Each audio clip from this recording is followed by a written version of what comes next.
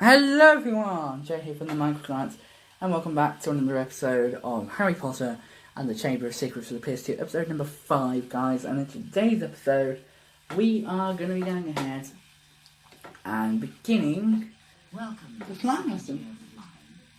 Although you're apparently learned to fly last year, the apparently is directed at you, Mr. Longbottom. A refresher course is in order. Mr. Potter, will you please come over here so we can run through the basics? Please, will you fly up slowly? Right, this is your broomstick configuration thing. This will configure your broom. Start. Now return to hover above the ground again.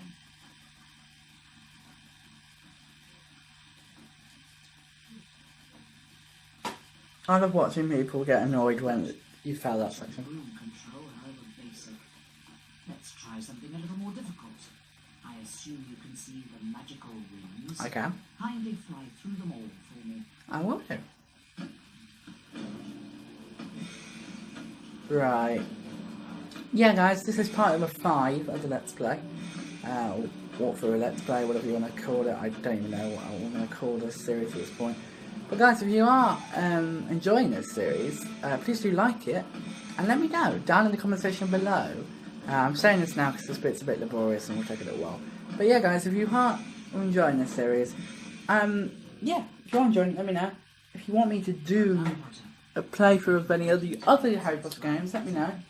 Like I say, I have already played most of them. I've never beat Goblet of Fire, but please don't ask me to play that in the comment section because I really don't want to play that game. It's very grindy, very repetitive, as I said in my game ranking. And spoiler alert, if you haven't watched that video, that is why I ranked it as my least favourite game that I personally have played.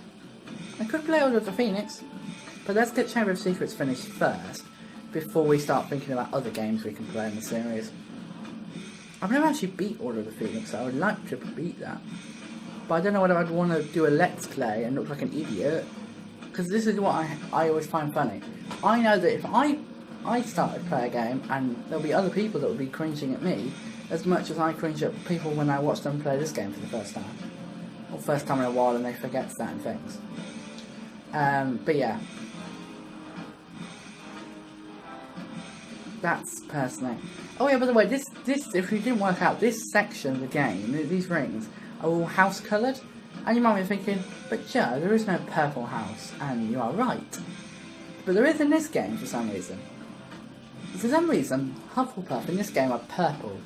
They are purple and yellow, which I mean I think is fair enough, but they should be yellow as the prominent, purple as the secondary. I don't know why, maybe the yellow just didn't look very good. Like the prefix, on the prefix maybe the yellow just didn't look very nice.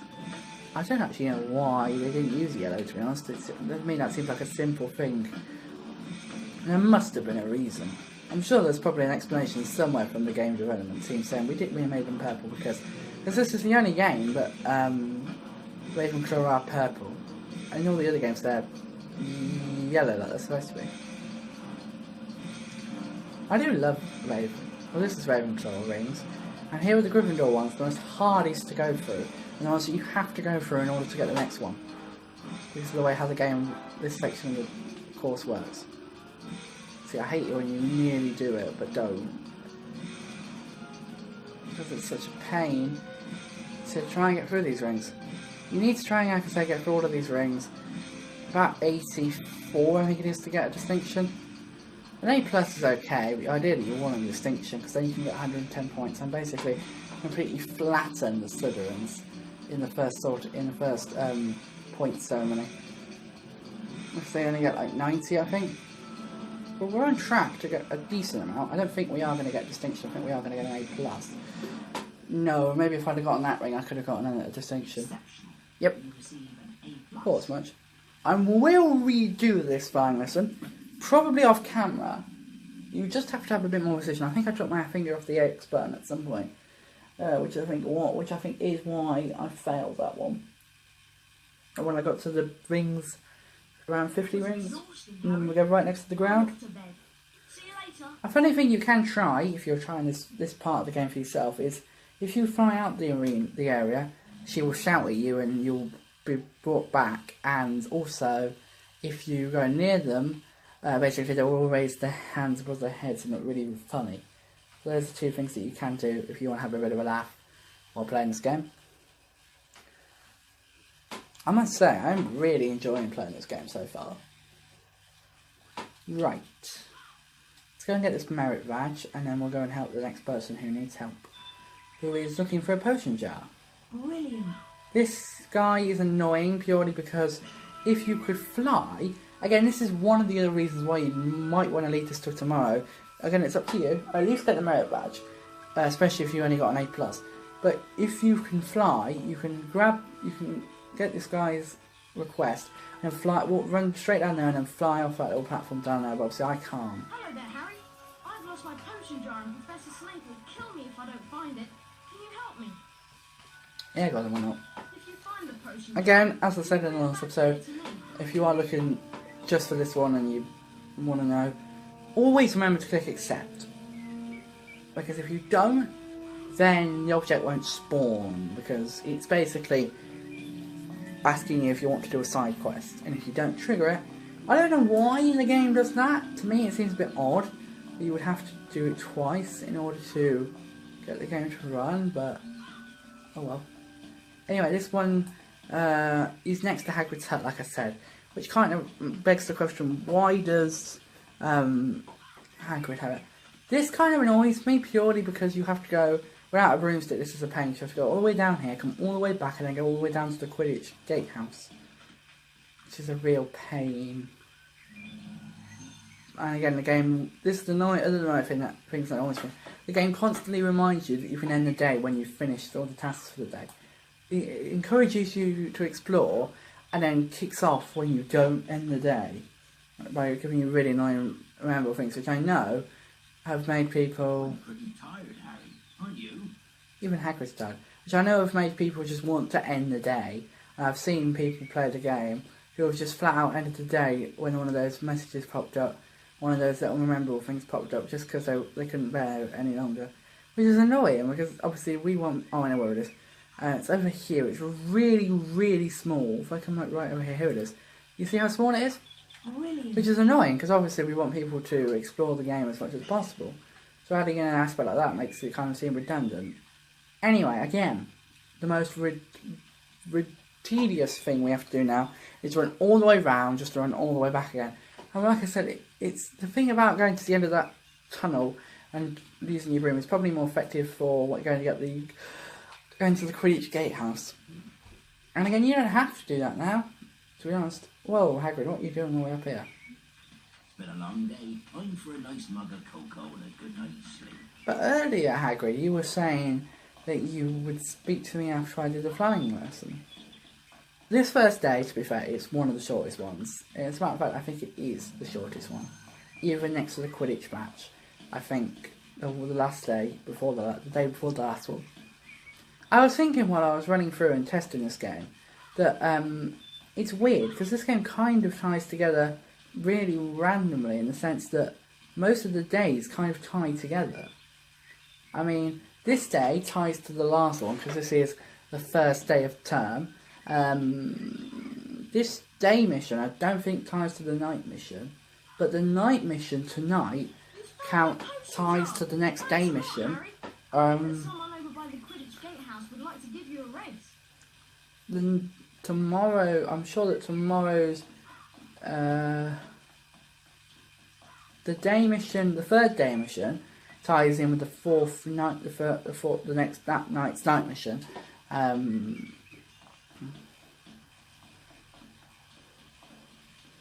Then, you know, I mean, all of these things just connect together, and it just kind of makes you think. That's odd, because the Aragog night mission connects with the next day, which connects with the following night mission. Oh, have I rubbed you with all your friends, mate? Sorry. I was about to go inside then, and I remembered I'm not going inside. Yeah, little tip, don't run all the way down the path. Do this, and do this as well tomorrow when you're running over there. Obviously, by the time you come back, you'll have your broom, which is so much nicer and easier. But, on your way, when you don't have your broom, just do this. Yeah, I will go ahead and get a distinction in the flying lesson off camera, purely because I feel like I could do better if I'm off camera and concentrating on it more, as opposed to commentating. Oh, it's 4 o'clock. Right, okay. Crack on with the recording. Hey there, Harry. Fancy racing me to the trees and back? Go on, why not? Ready? 3, 2, 1, go! This race is annoying because of the way the game detects it. You have to run around the trees. Do not run through them, or next to them, or anything.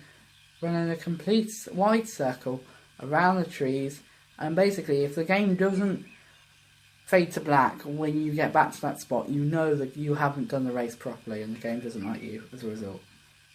I can't even see that guy. Where is he? This race is very hard to lose. Unless, like I say, you don't go around the tree right and the game penalises you for it. Where is he? I can't even see him. See? That means we've won. Well done, Harry. You won the race. I think someone might be needing your help over in the cloisters. Yeah, this is the next one. It's the last thing we can do for today before you have to go to bed, because there's nothing more we can do. At least I think so. I'm pretty sure the mount badge is the last thing you can get in terms of notice board. Yeah, I think it is. But we'll go and hand it in before we end the day, because then we can get some more points. Then we can get up to 100 points, which will basically mean that we can beat Slytherin. But I do love it when, if you don't want to, you can do something really funny. If you leave it, because Slytherin will have 90 points at the end of today. If you leave it and then just end the day with 90 points, the game will get very confused when it tries to tell you who's won in the has point thing. It'll go, it won't, there's no dialogue. There's no dialogue for them to say, oh, it's a draw, because the only real time it can happen is this day mission. Today, that's the only real time it is possible to happen, because all the other times, Slytherin have odd points, which is impossible, obviously, if you use draw with them.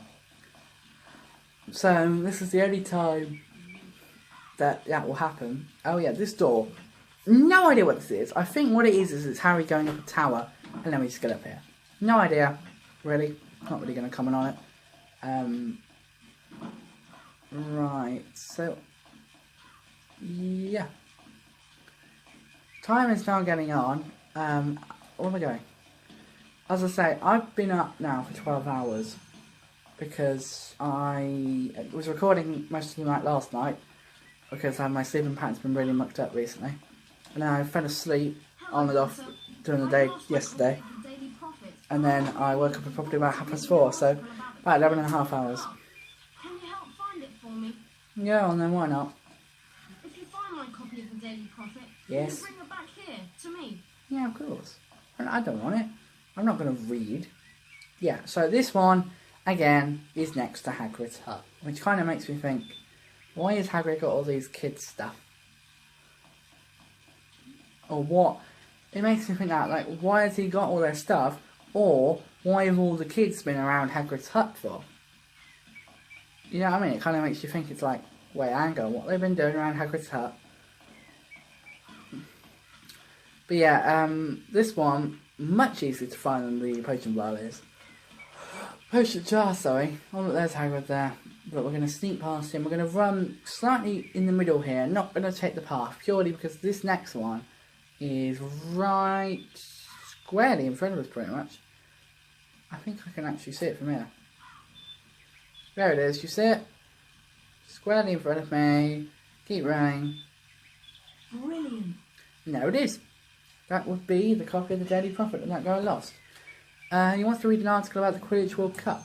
I wonder how often that takes place, because obviously the regular World Cup takes place every 4 years, and we've just had a World Cup. Unfortunately, if you didn't watch it, England came so close to winning, but actually lost. They were beaten by Croatia, which I still don't like to talk about, because it's still kind of sad that we got so close. When everyone, to be fair, everyone in the entire country was getting very excited about the prospect of us being in the final. So I think it made it a lot worse when we lost, because I think everyone was getting a lot of things like Audi said, for example, because the semi-final we were competing in was on the Wednesday, and then the final was on the Sunday. So everyone was getting all excited. Audi said that they would shoot early, and stuff like that happened, which I think just kind of jinxed it. But I've read something recently, a few days ago, that England are going to put in a bid to host the 2030 World Cup, but they're not going to put in a bid to host the 2022 one if whatever country is hosting it gets stripped of the right to host it. Wait, I didn't return the Daily Prophet, did I? Oops. Which is interesting to me, because I'd love us to host it, because I said this to someone else. I said, we hosted it and we won it, and that's the only time we have hosted it. In fair play to France, who won it this year. They won it for the first time. They won it for the first time 20 years ago, and I'm glad they won and not Croatia. So I think everyone would have been a bit bitter if Croatia won. Croatia, to be fair though, scored 3 goals because they scored an own goal and gave France an extra goal. So basically, it was 3-3, really. But obviously, by scoring an own goal, you give the opposite side a goal, and that's the first time I was listening to some stuff. First time in a World Cup final that a goal was scored. And to be honest, I didn't actually watch that much of the final. Mainly, I was going to watch it, but I didn't really. Mainly because I think Neville could do with your help too. I saw him over by the flying lessons area. I didn't watch it mainly because I wasn't going to watch it mainly because of the fact that we weren't going to be in it. But I did enjoy watching France flatten Croatia. But I ended up watching because there was going to be a Doctor Who trailer released during the match, and not during the match, but during the stuff. And I was like, okay, oh hey, everyone got really hyped, and it was like, oh yeah, we're going to have a trailer. But, and I'm using the words that the BBC used, they used the word trailer in the description of the promo, and that one always made me laugh, because they released a promo for it on the Friday, and everyone was getting really upset and not happy about it, being like, oh, this trailer isn't, because it was like a teaser for the thing that was supposed to be happening in the final. And it's like, oh, this is very, this is very interesting. This isn't very interesting, but then a lot of people were saying, read the description and you'll find out. But basically, what this trailer ended up being was a short teaser trailer, which was, I will be honest with you, actually not much shorter than the actual trailer they released about a week later at Comic-Con. Which really kind of was like a bit annoying. But one of the things I was watching the Who Alex. Again, that's the second channel I think I've talked about in this series so far. But I was watching the Who Alex, and they brought up a very good point, saying, I think one of their tech people, Jacob, brought up this very good point and said, all the time when we've had things at sporting events, there have always been specially shot scenes. If you know what I mean, they haven't been like trailers or anything. They've been like you remember we had Friend from the Future at something that happened last year. Something that happened last year. The FA Cup final, I think it was.